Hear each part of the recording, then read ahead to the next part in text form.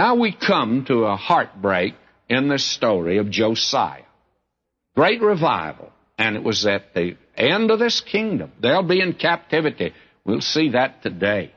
And God moved in a mighty way, just one great wave here at the end, to reveal the fact that He can send revival in the most difficult and dark days. But what ended the revival? Well, this is what ended the revival. Verse 28. Now the rest of the acts of Josiah, all that he did, are they not written in the book of the Chronicles of the Kings of Judah? Well, what about him? Well, let's listen. Verse 29. In his days, Pharaoh Necho, king of Egypt, went up against the king of Assyria to the river Euphrates. Now, my thought would be, Josiah, you keep your nose out of that fight. That's not your fight. You don't enter into it. But he entered into it. And King Josiah went against him, and he slew him at Megiddo when he had seen him. Now, you see, he should have stayed home. One time, you remember David should not have stayed home. He should have gone to the battle, and he got in trouble.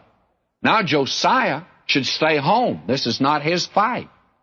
And he goes out, and what happens? He's slain at Megiddo. By the way, that is where, not the battle, but the war of Armageddon will be fought in the last days. That is, that's where it's consummated, apparently, in that great valley of Esdrael and there at the hill of Megiddo. Now, this man Josiah, great man of God, but he did something rather foolish. He should not have gone out and entered a war. Say, that might be a message for another nation I know about. I'm afraid that we have meddled throughout the world today. May I say that we need to recognize that the only message that America has for the world today is not democracy, but it is the Word of God. And my friend, we were blessed when we were sending out the Word of God. And when we're sending out the propaganda that we send out, we're an immoral nation. God's not in it at all. And we're not being blessed today. And as a result, why, this is a great lesson, I think, for us. Josiah should have stayed home.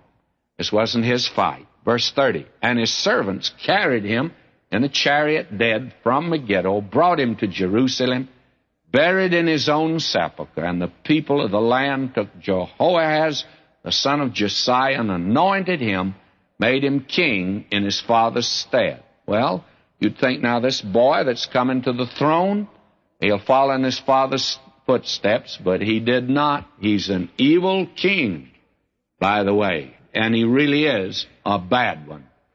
Fact of the matter is, he didn't get the throne warm sitting on it. He didn't last but 3 months. Verse 31, Jehoahaz was 23 years old when he began to reign. He reigned 3 months in Jerusalem. His mother's name was Hamutal, the daughter of Jeremiah of Libnah. And we find again the mother of these kings is mentioned. And then we find that he didn't last very long. Pharaoh didn't like the way he was reigning, and he removed him from the throne and took him down into the land of Egypt. And he died down there.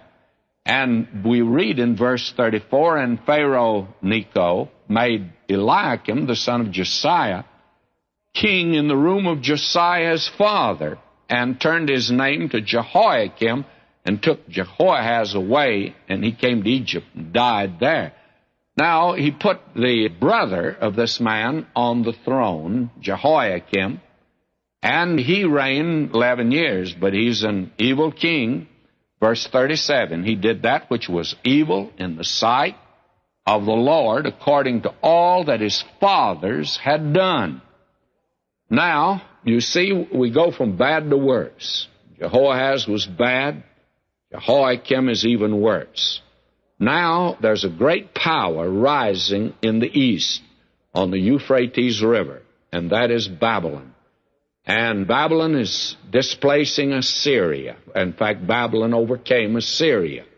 And Babylon will overcome Egypt, by the way, and become the first great world power. We get that in the book of Daniel later on. And it's right at this point that we actually ought to turn and read Jeremiah, because Jeremiah was the great prophet during this era. And he was the one that was calling this nation back to God and warning them that if they didn't turn to God, that they would be taken captive and be sent to Babylon. And this just seemed unbelievable, because at this time, Nebuchadnezzar, king of Babylon, was not quite this formidable.